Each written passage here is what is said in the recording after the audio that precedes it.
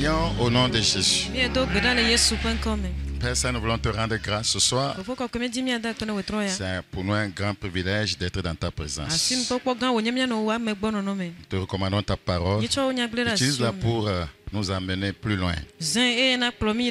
Merci pour cette grâce. Au nom de Jésus, nous avons prié. Je parle de la mentalité des vainqueurs.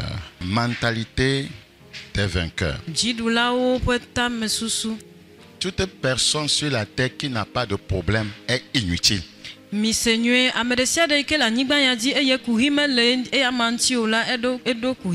êtes inutile si vous n'avez pas de problème.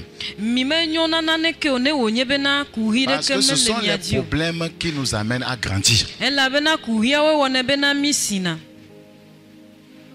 Ce sont les problèmes qui nous amènent à avancer.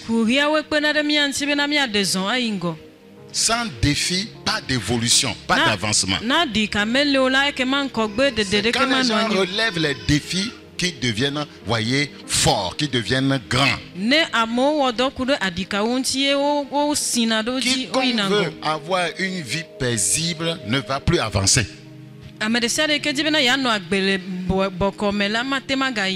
C'est quand il y a des défis qu'on avance. C'est quand il y a des challenges qu'on avance.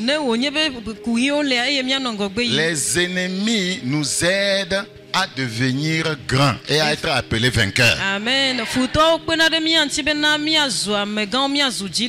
Le Seigneur n'a jamais dit qu'on n'aura pas d'ennemis ou bien les ennemis vont disparaître de notre vie. Il a dit domine au milieu de tes ennemis.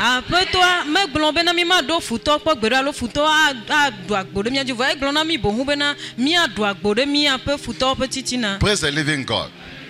Donc lorsque vous avez des problèmes, des défis, vous devez vous dire que, voyez, le Seigneur veut m'amener encore plus loin.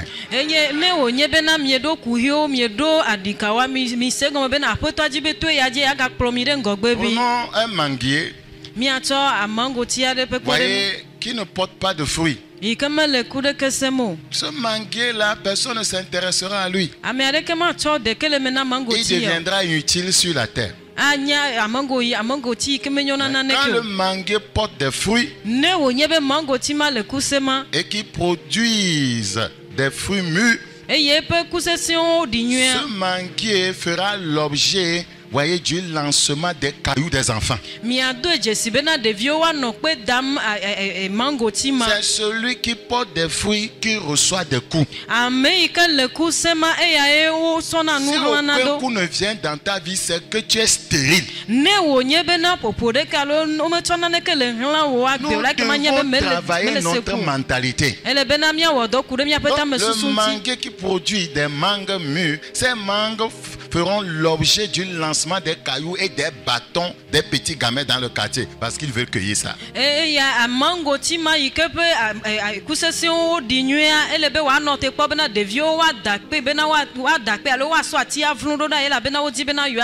la mangue se sent honorée parce qu'elle va servir. Nous parlons de la mentalité des vainqueurs. Beaucoup de croyants, voyez, n'ont pas la mentalité d'un vainqueur, mais la mentalité d'un vaincu. Nous reconnaissons ceci de par leur confession, de par leur comportement, leurs attitudes, leurs plaintes. C'est tellement important d'avoir une mentalité de vainqueur. Allons dans Apocalypse, s'il vous plaît. Je vais vous expliquer quelque chose peut-être que vous n'avez jamais, on ne vous a jamais expliqué. Apocalypse chapitre 6. Je regardais. Quand l'agneau ouvrit un des 7 sceaux, le verset 1, et j'entendis loin des 4 êtres vivants qui disaient comme d'une voix de tonnerre.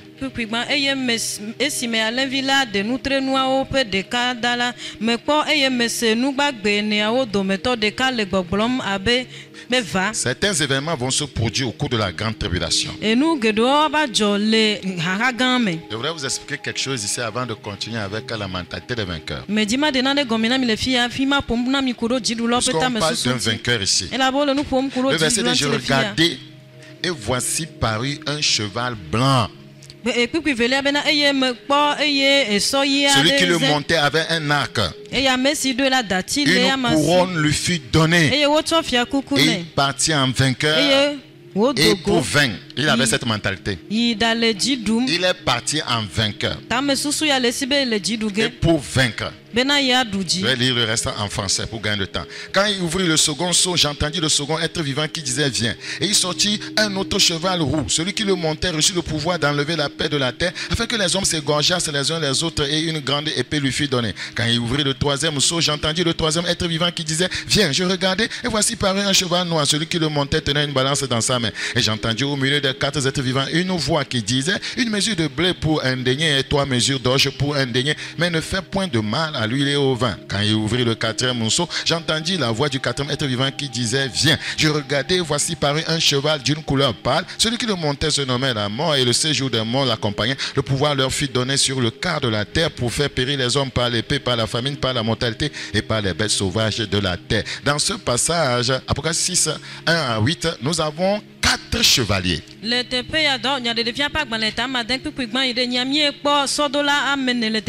cavaliers ici sont des créatures célestes. Au nombre de 4. Ils représentent les fléaux, voyez, de l'humanité. Les fléaux qui vont surgir au cours de la grande tribulation. Et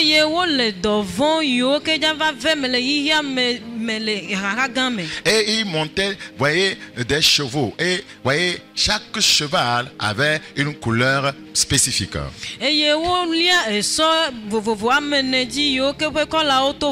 Le cheval blanc représente la conquête, le verset 2. La conquête. Le cheval blanc représente la conquête. Je regardais, voici parut un cheval blanc. Celui qui le montait avait un arc, une couronne lui fut donnée, et il partit en vainqueur et pour vaincre. Le cheval blanc représente la conquête.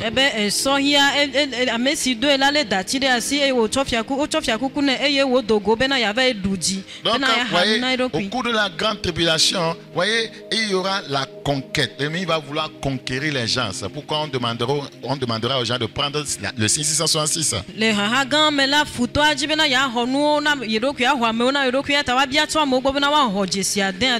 Ce sont des événements qui vont se produire dans un futur proche, après l'enlèvement de l'église. Le cheval roux représente la guerre.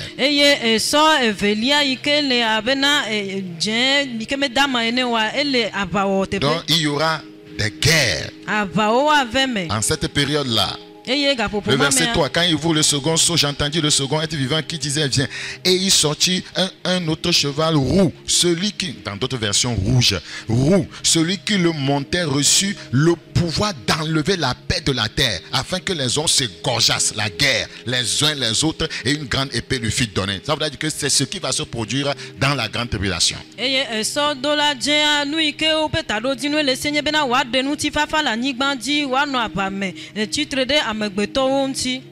Le cheval noir nous parle de la famine. Quand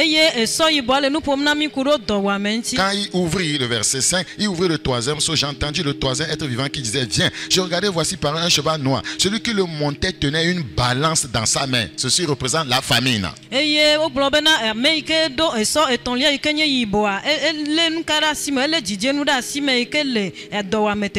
j'entendis au milieu des 4 êtres vivants une voix qui disait une mesure de blé pour un denier. C'est-à-dire qu'il y aura la famine. Les choses seront extrêmement, voyez, difficiles à trouver. Et 3 mesures d'orge pour un denier, mais ne fait point de mal à l'huile et au vin, qui représente, voyez, les saints marqués.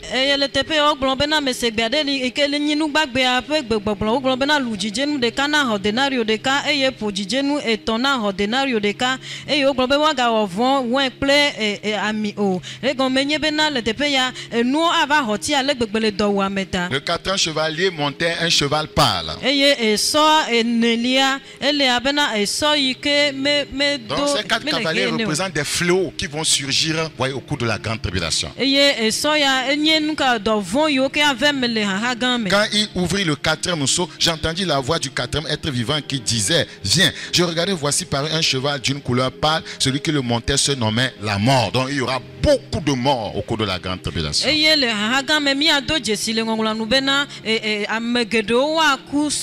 Donc le cheval pâle représente la mort, voyez, et les épidémies.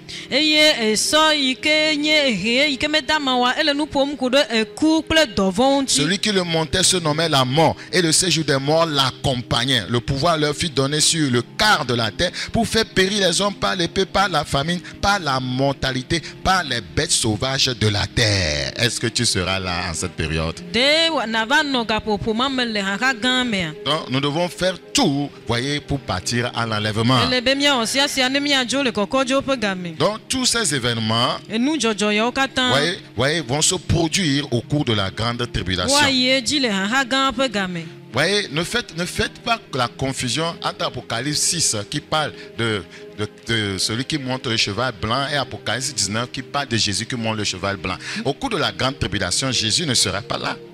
C'est après la grande tribulation que Jésus va descendre avec les saints. Vous le savez bien.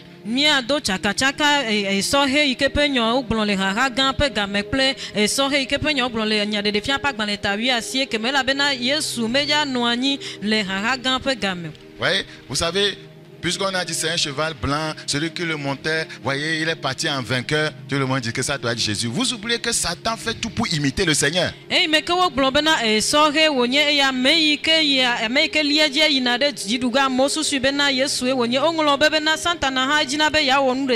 Donc, beaucoup interprètent ça comme le Seigneur. Comment le Seigneur sera là au cours de la grande tribulation? La grande tribulation, c'est l'ennemi qui est en charge. Le Seigneur, lui, voyez, au travers, voyez, d'autres fléaux, va, voyez, frapper les habitants de la terre, voyez, en envoyant ses anges.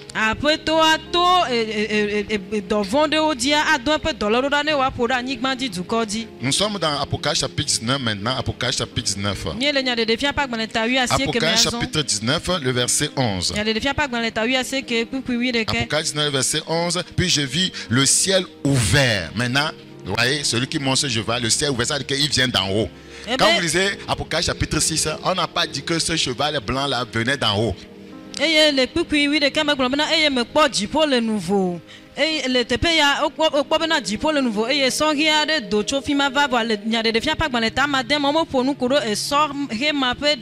Donc quand vous lisez Apocalypse 1, vous allez voir que le cheval, celui qui montait le cheval blanc là, il n'est pas descendu du ciel. Mais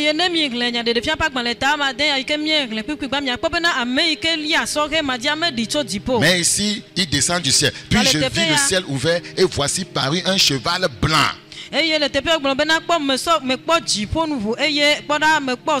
Celui qui le montait s'appelle fidèle et véritable. Il juge et combat avec justice. Ses yeux étaient comme une flamme de feu. C'est le Seigneur Jésus qui est en train d'être décrit. Sur sa tête étaient plusieurs diadèmes. Il avait un nom écrit que personne ne connaît si ce n'est lui-même. Et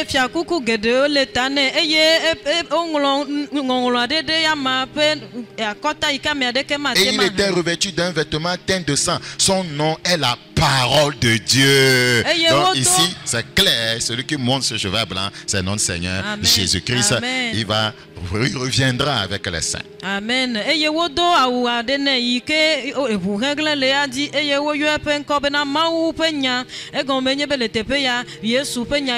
Le verset 14. Les armées qui sont dans le ciel le suivaient sur des chevaux blancs revêtus d'un fin lin blanc pur. Les armées, voyez, les saints aussi sont dedans. Les saints qui étaient enlevés, ils sont partis pour célébrer les noces de l'agneau. Voyez, nous reviendrons avec lui pour établir le règne millénaire.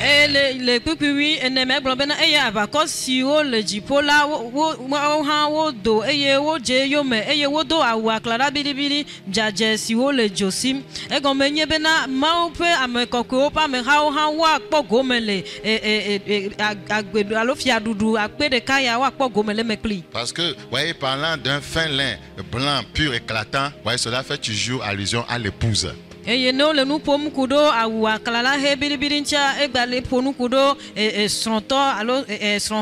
Le Seigneur reviendra avec nous. Nous qui sommes partis, nous reviendrons pour le règne millénaire. De sa bouche sortait une épée aiguë pour frapper les nations. Il les pètera avec une verge de fer et il foulera la cuve du vin de l'ardente colère de Dieu, du Dieu Tout-Puissant. Il avait sur son vêtement et sur sa cuisse un nom écrit Roi des rois et Seigneur des seigneurs.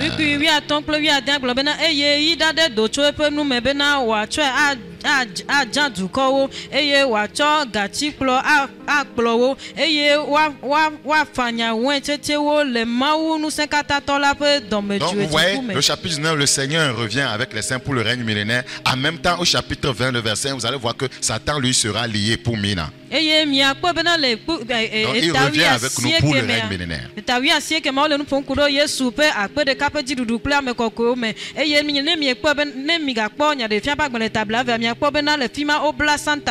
Quand vous lisez Apocalypse chapitre 20, verset 1, voyez à 2. Puis je vis descendre du ciel un ange qui avait la clé de l'abîme et une grande chaîne dans sa main. Il saisit le dragon, le serpent ancien qui est le diable et Satan. Et il le lia pour 1000 ans. Parce qu'il revient avec ses armées. Il revient avec son église pour le règne millénaire. Satan doit être lié pour ne plus troubler, voyez, les saints.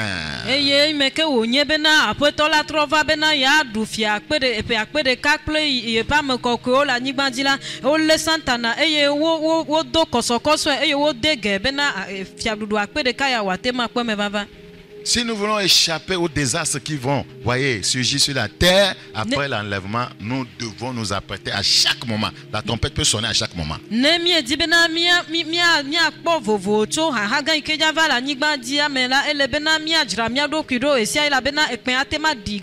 avez lu ce qui est dit dans Apocalypse chapitre 6. Il y aura les guerres, les famines, la mortalité. Les hommes vont comment on dit, s'égorger.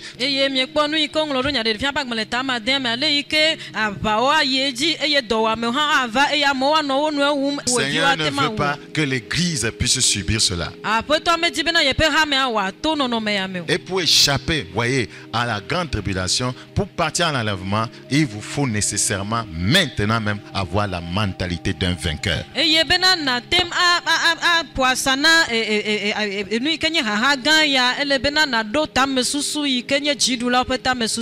entrons dans la vie chrétienne avec une mentalité de vainqueur. Adorons le Seigneur avec une mentalité de vainqueur. La victoire sur le péché, la victoire sur la tentation, la victoire sur les défis de la vie, la résilience en toutes choses. Partons avec une telle mentalité.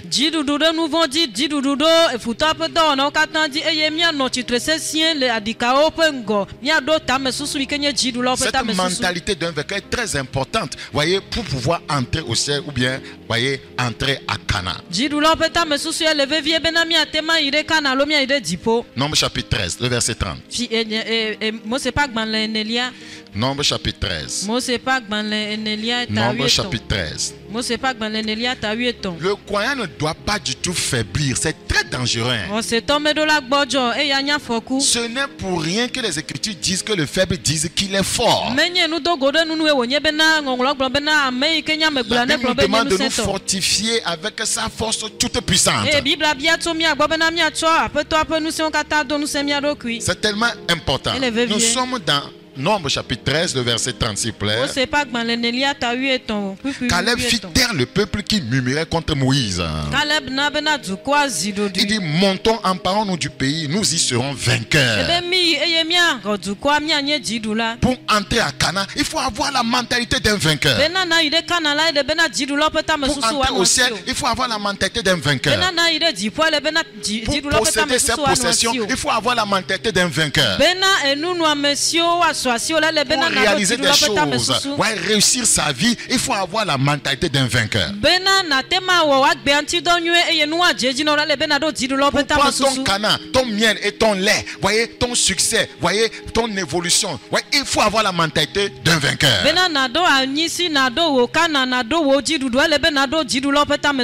Ton miel est-il, voyez, ton futur mari. Il faut avoir la mentalité d'un vainqueur, que je vais réussir, je vais me marier. Il faut avoir cette mentalité.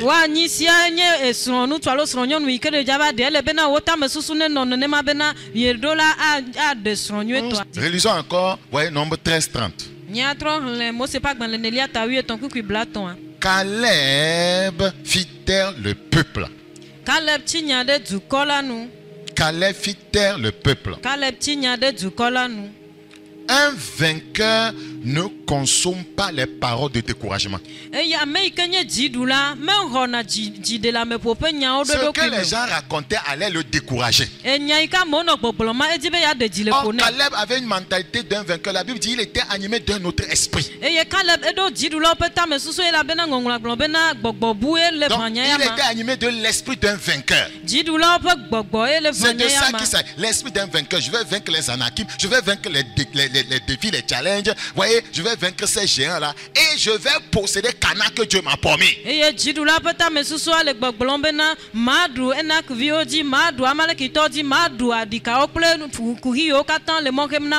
Donc, quand les gens étaient en train, voyez, de dire des choses négatives, des choses qui allaient influencer et détruire, saper cette mentalité, il les a dit, taisez-vous.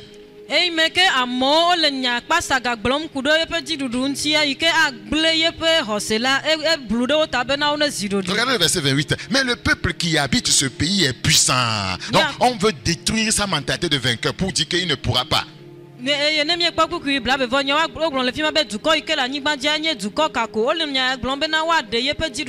villes sont fortifiées, très grandes. Nous y avons vu des enfants d'Anak pour lui faire comprendre que non, il ne peut pas. Les Amalécites habitent la contrée du Midi. Ce sont des paroles qui découragent. Les Hétiens, les Jébusiens et les Amoréens habitent la montagne. Et les Cananéens habitent près de la mer et le long du Jourdain.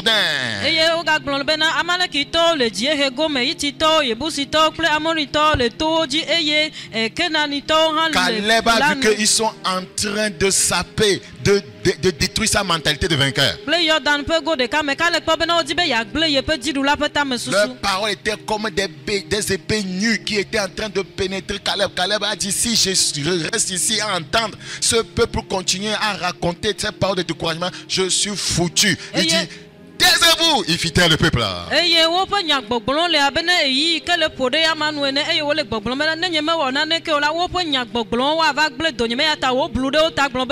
Ceux qui ont la mentalité des vainqueurs ne consomment pas les paroles de découragement.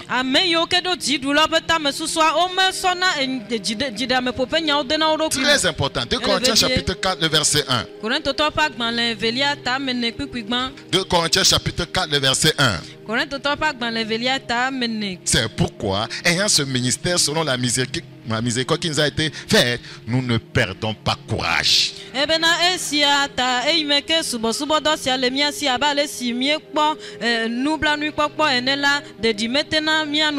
Le verset 16. Je voudrais que vous ouvrez les yeux ici. Je vous lis souvent ce passage, mais ouvrez les yeux et vous allez avoir un détail.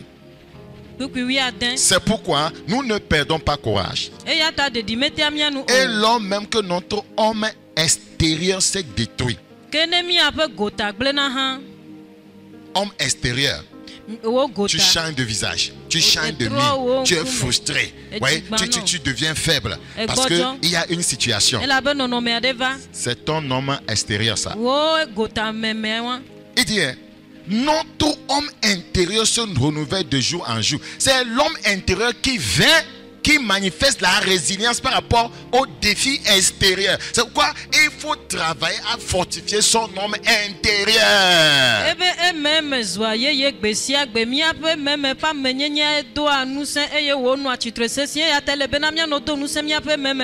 C'est un grand secret dans la vie chrétienne. Fortifier son homme intérieur, être à même d'être résilient face, voyez, aux défis, voyez, de la vie. Car nos légères afflictions du moment présent produisent pour nous, au-delà de toute mesure, un poids éternel de gloire. Si quelqu'un a bien travaillé, fortifié son homme intérieur, voyez, les défis, voyez, seront pour lui des escaliers pour monter.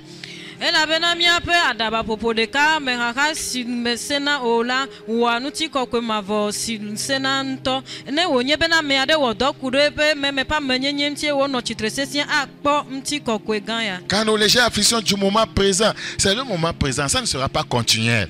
Si tu ne travailles pas ton homme intérieur, tu vas demeurer dedans, tu seras dans ce cercle vicieux.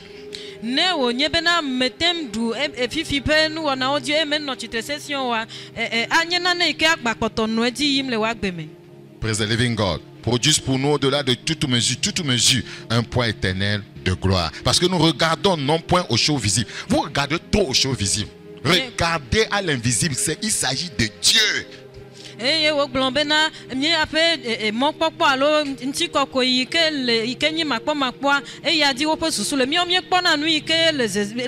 n'arrivons pas à nous décourager? Parce que nous ne regardons pas au visible, à ce qui nous entoure, à ce qui se passe tout autour de nous. Nos regards sont sur Jésus. Ayant les regards sur Jésus, le chef et le consommateur de notre foi. Si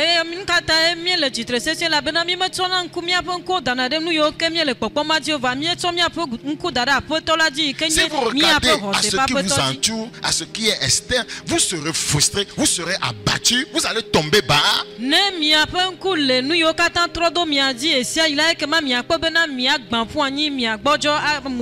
Ouais, Caleb ne regardait pas, voyez, aux Anakim, il ne regardait pas, voyez, à ces géants. Il avait les regards sur celui qui a fait la promesse, je vais vous donner Canaan.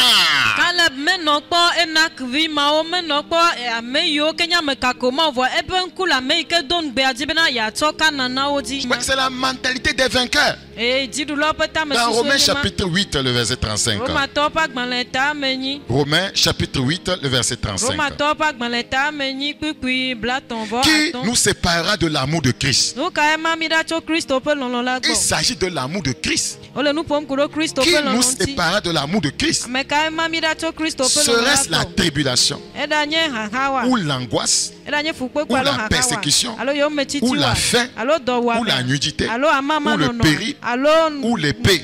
Si vous avez la mentalité d'un vainqueur, rien ne vous séparera de l'amour de Christ.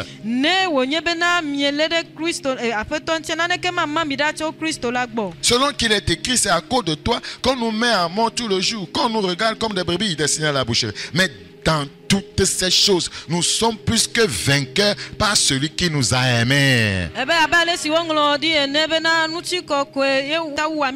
Nous lisons ces passages, mais nous ne les vivons pas. Ouais, petites choses nous séparent de l'amour de Christ, nous séparent de nos convictions premières.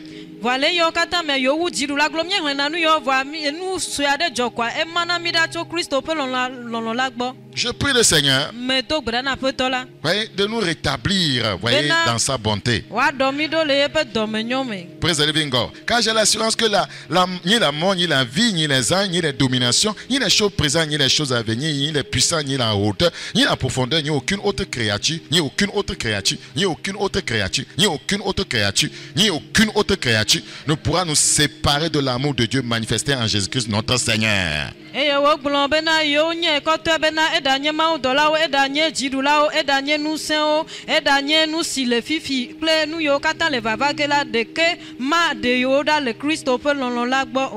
Praise the living God. Je vous parle d'abord, ce sont des fondements, les fondements de la mentalité d'un vainqueur.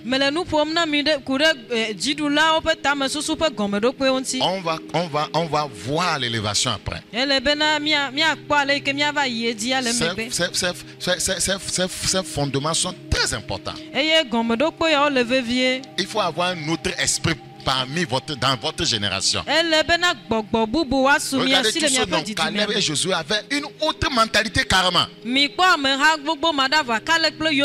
pas la mentalité des vaincus, jamais. Est-ce qu'ils avaient vu les géants? Oui. Est-ce qu'ils ont vu les fils d'Anak? Oui. Pourquoi ils n'étaient pas en train de les glorifier? Parce qu'ils savaient que celui qui est en eux est plus grand que ces gens. Ils avaient une autre mentalité. Ils étaient animés d'un autre esprit, celui d'un vainqueur. Regardez, nous sommes toujours dans Nom 13. Nous retournons là-bas, s'il vous plaît. Nom chapitre 13, verset 30.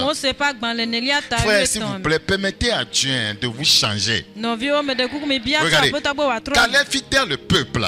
qui murmurait contre Moïse. Celui qui a la mentalité d'un vainqueur, voyez, ne murmure pas.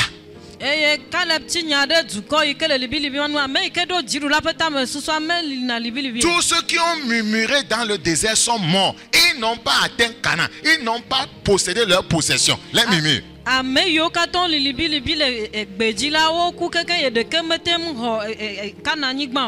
Vous murmurez tôt. Hein? Murmurer, c'est se plaindre. Murmurer, c'est se plaindre. Un vainqueur est les murmures. En fait, murmurer dans le sens biblique. Parce que je me suis permis de fouiller tellement. Murmurer dans le sens biblique, c'est se plaindre sourdement. On dit n'importe quoi, non, lui il est sourd à ce qu'on dit, lui murmure.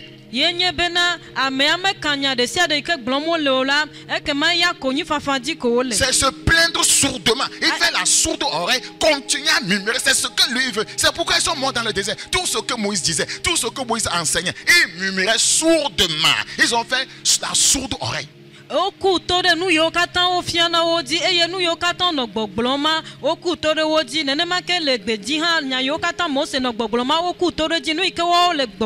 concombre, nous on a dit. C'est concombre qu'on a dit. C'est melon qu'on a dit. Mais Dieu dit ceci, ceci. Nous disons concombre. Nous disons melon. C'est se plaindre sourdement.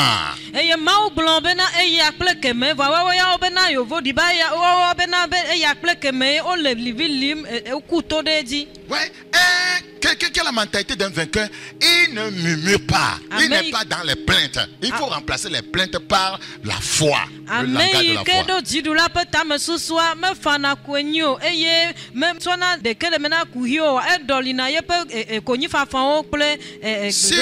Si nous continuons dans ces choses, nous serons esclaves de Satan. Avec ces comportements-là, voyez, ils sont morts. Beaucoup sont spirituellement morts à cause de ces comportements, mais sont dans l'église. Ça ne fait pas partie de la foi. Se plaindre sourdement. Philippiens 2,14 dit de faire toutes choses sans murmure ni hésitation. On n'a pas dit de faire toutes choses.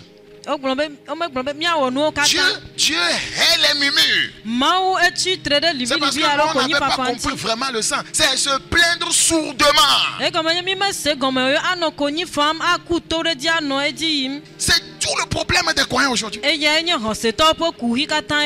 Si tu as une telle mentalité, tu seras toujours vaincu. Nous sommes dans Jude 1, le verset 16. Jude 1, 16. Ce sont des gens qui murmurent, qui se plaignent de leur sort, qui marchent selon leur convoitise. Ils murmurent, ils se plaignent de leur sort parce que ce qu'ils veulent, on ne leur donne pas ça. Ils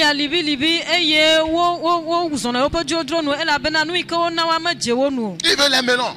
Ils veulent les concombres. Et ils forment une équipe pour retourner, voyez, en Égypte. Pourtant, ils sont en train de marcher avec Dieu. Ils se plaignent parce que ce que Dieu, ils veulent là, Dieu ne leur donne pas ça encore. Ils vont même vomir ce que Dieu donne. Ils disent que nous sommes dégoûtés de cette manne. Ce que Dieu donne, ils disent qu'ils sont dégoûtés. Beaucoup de croyants sont dégoûtés de la parole qu'on leur donne. Ils veulent faire comme le monde fait, comme le monde, voyez, réfléchit. C'est comme ça qu'ils veulent avancer.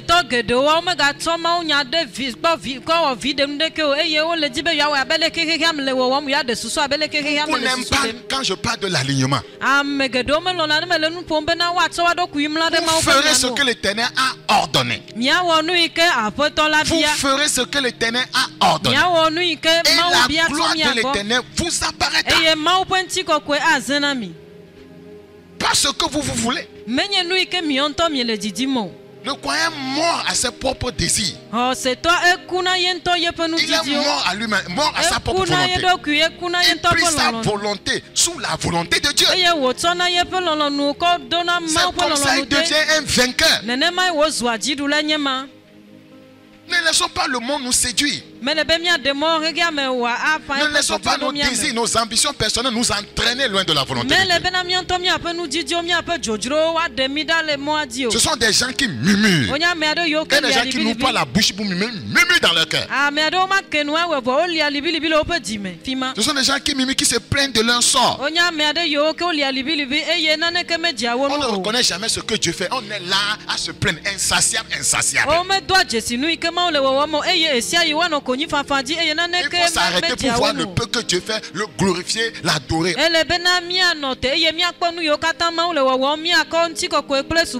Ils marchent selon leur convoitise, selon, ils voient ceci, ils veulent. Ils voient ceci, ils veulent. Ils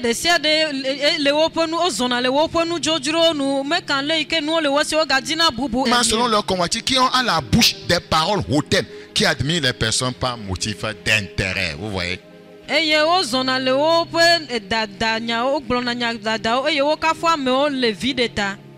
Je prie que le Seigneur nous délivre d'une telle mentalité. Un vainqueur hait les murmures. Pourquoi Élisée a été vainqueur? Il a fait taire les fils des prophètes qui voulaient engager des discussions qui vont amener au murmure. Sais-tu que ton maître sera enlevé aujourd'hui? Non, kata Elisa enye didula la bena nyaglondi la pe vi yo ke oji bena yo a vlinyade ntia ena be doduizile wonu bena o jakoko apoto. Comme il avait la mentalité d'un vainqueur, il ne voulait pas rentrer dans ça. Et me ke wonye bena edo didula peta me suso meji be ya gedo be libi libi. Les gens réussissent dans la vie, c'est parce qu'ils ont des principes rigoureux. Et ici, en tant qu'enfants de Dieu, nous nous focalisons sur des principes bibliques. Nous ne consommons pas le découragement. Les Écritures disent, c'est dans Isaïe, je crois, que chacun dit à son frère courage.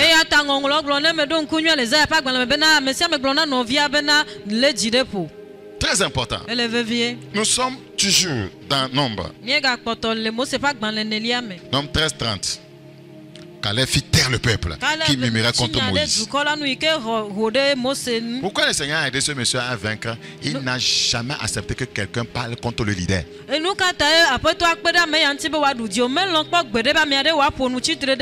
Apprenez des Écritures. Apprenez des Écritures. Apprenez des Écritures. Dieu n'a pas béni ces gens pour rien. Ils ont suivi, voyez, un processus. Il dit, montons. Un vainqueur, voyez, c'est quelqu'un qui a dans sa bouche des paroles de foi. Celui qui a une mentalité de vainqueur a des paroles de foi. Les paroles de foi sortent de sa bouche. Il parle les paroles d'assurance. Il parle montons.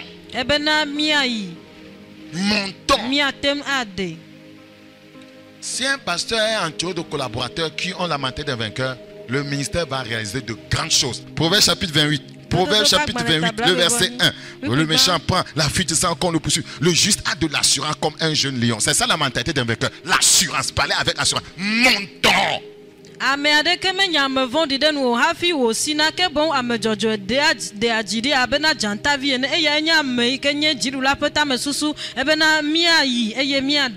C'est ce que le Seigneur disait, qu'il a animé d'un autre esprit. Il fait taire le peuple. C'est-à-dire qu'il n'a pas l'esprit de découragement. Il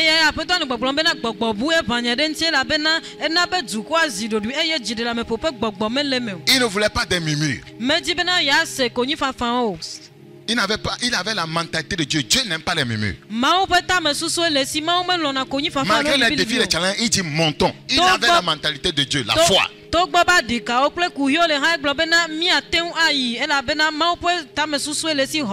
vainqueur ne recule pas devant les défis. Il dit montons. Il est comme un lion. La Bible dit dans Proverbe 30-30, il ne recule devant qui que ce soit.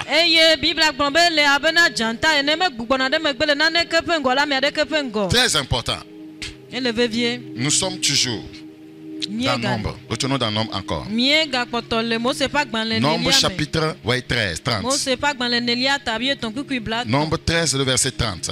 Caleb fit taire le peuple qui murmurait contre Moïse. Il dit, montons, emparons-nous du pays.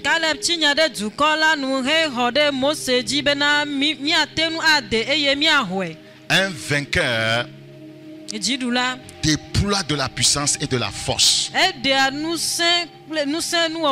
Quiconque veut être vainqueur doit déployer de l'énergie pour atteindre ses objectifs.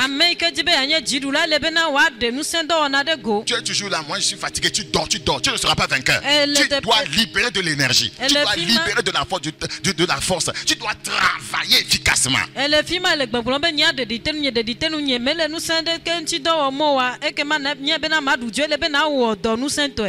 S'emparer non pas de la force, de l'énergie, de la puissance. La Bible dit dans Matthieu chapitre 11 verset 12. Depuis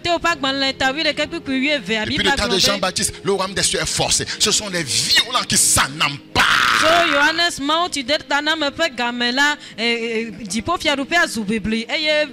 Il faut utiliser son énergie pour s'emparer de ce qu'on veut dans la vie. Il faut manifester la force, la puissance pour s'emparer de ce qu'on veut. C'est ça la mentalité d'un vainqueur. Parce que ce monde est comme une jungle. Ouais, si tu ne sais pas faire, les gens vont te bouffer. Voyez, si vous voulez vous frayer du chemin vers la montagne, la victoire, vous devez avoir des principes rigoureux.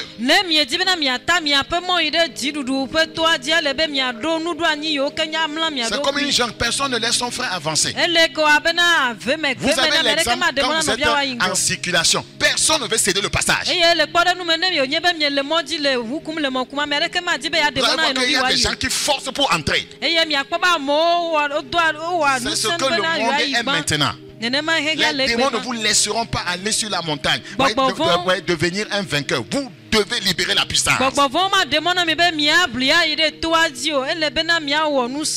C'est pourquoi nous cultivons cette puissance par une vie de prière constante et consistante. En bâtissant notre homme intérieur par la prière en esprit.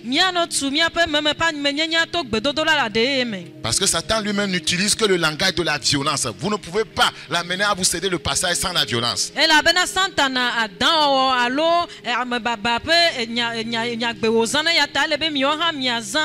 Quand Caleb dit emparons-nous, Caleb sait que les Anakim ne vont pas les laisser. Donc il faut la violence.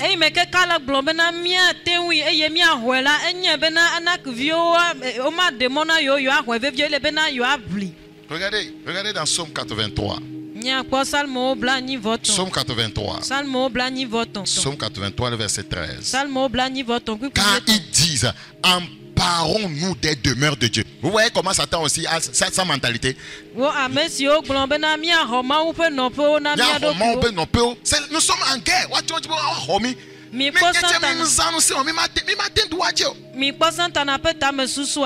Eux aussi veulent s'accaparer de nous. La demeure de Dieu. La Bible dit le Seigneur habite en nous. Voyez. Mais l'ennemi dit emparons-nous des demeures de Dieu. Demeure de Dieu. Le Seigneur ne demeure pas seulement au ciel, il demeure dans le croyant. Le croyant est la demeure de Dieu. Mais l'ennemi dit emparons-nous. Donc si tu n'as pas la mentalité toi aussi, voyez, de t'emparer, l'ennemi fera de toi son esclave.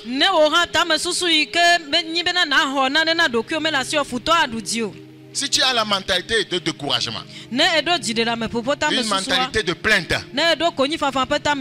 murmure, ouais, tu manques de foi, des paroles négatives sortent chaque jour de ta bouche. L'ennemi fera de toi sa proie. Réellement, nous sommes dans une jungle. Nous sommes dans une jungle. Il détruit les églises. Il détruit les foyers. C'est la vérité que je vous dis. Satan brise les couples. Il tue les croyants. Parce que si vous n'avez pas une certaine mentalité, vous vous laissez toujours dans ces trucs-là, Satan va vous broyer. Il a donné de telles fausses mentalités au peuple de Dieu qu'ils sont morts dans le désert.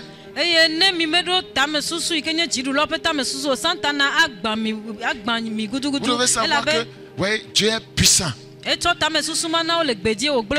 ne peut vaincre Dieu. Vous devez avoir une telle mentalité. Rien ne peut amener Dieu à jouer.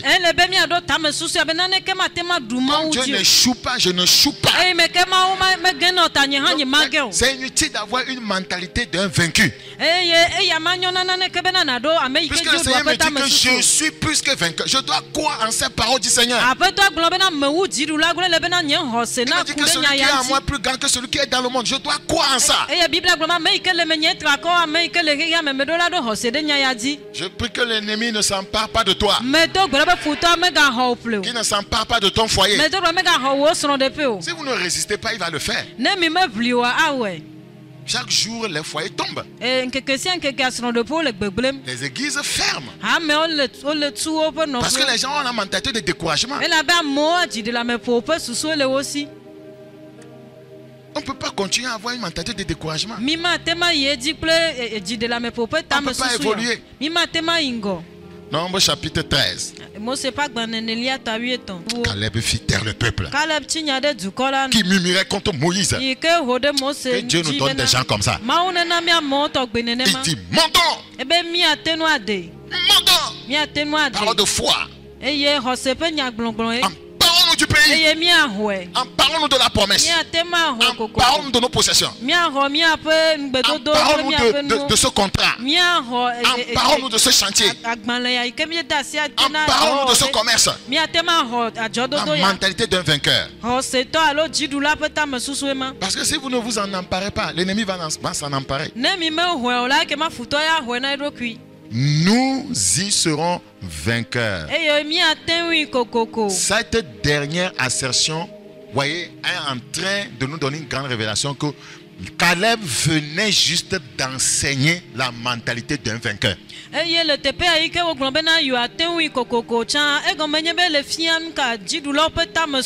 je vais simplement de vous donner l'enseignement de Caleb. Nous y serons vainqueurs. C'est-à-dire que tout ce qu'il a dit, il était en train de leur donner, expliquer la mentalité d'un vainqueur.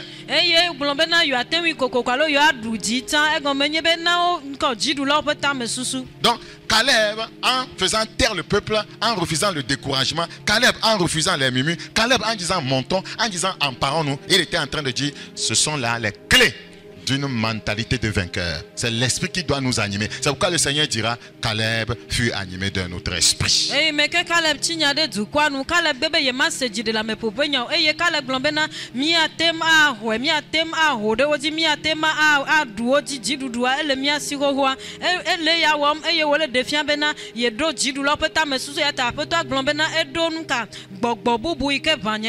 Nous y serons vainqueurs. C'est-à-dire qu'il parle avec assurance.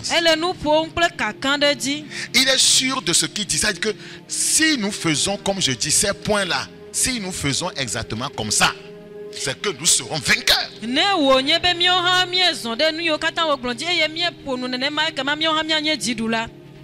Écoutez-moi s'il vous plaît. Dieu, la plupart du temps, il ne fait pas les choses deux fois. Il dit toujours quelqu'un comme un modèle et il veut que les autres suivent. Ce que ces devanciers ont fait, Dieu les a bénis. Si nous faisons la même chose, nous aurons les mêmes résultats. Si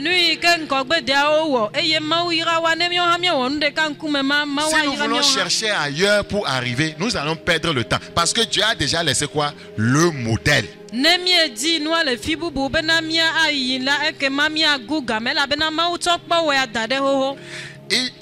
dit que nous y serons vainqueurs là. Est-ce que nous avons l'habitude de parler comme ça? Non, je ne peux pas. Oh, la chose va se détruire.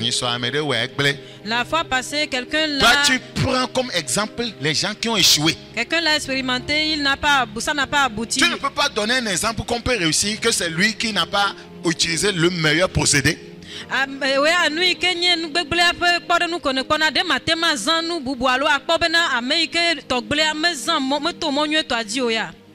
Vous savez, quand vous allez sur le net, ne regardez pas n'importe comment. Si vous regardez souvent, vous écoutez les histoires des gens qui ont échoué là. C'est ça qui va vous pénétrer.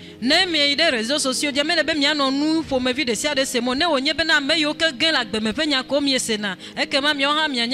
faut chercher les gens victorieux. Il faut chercher des gens qui relèvent les défis. Des gens qui confrontent les situations terribles et arrivent à vaincre au nom de Jésus. Votre foi sera suscitée. C'est important. N'écoutez pas des scénarios qui diminuent votre foi. Des choses qui sapent, voyez, les fondements de votre croyance. C'est comment vous suivez un film. Voyez, qui concerne un foyer. Et quand monsieur parle à madame dit non, madame crie sur monsieur. Si vous êtes une femme, vous suivez ça, vous ne serez jamais une bonne épouse. Parce que caractère, on va dire encore. Et déjà dormé. La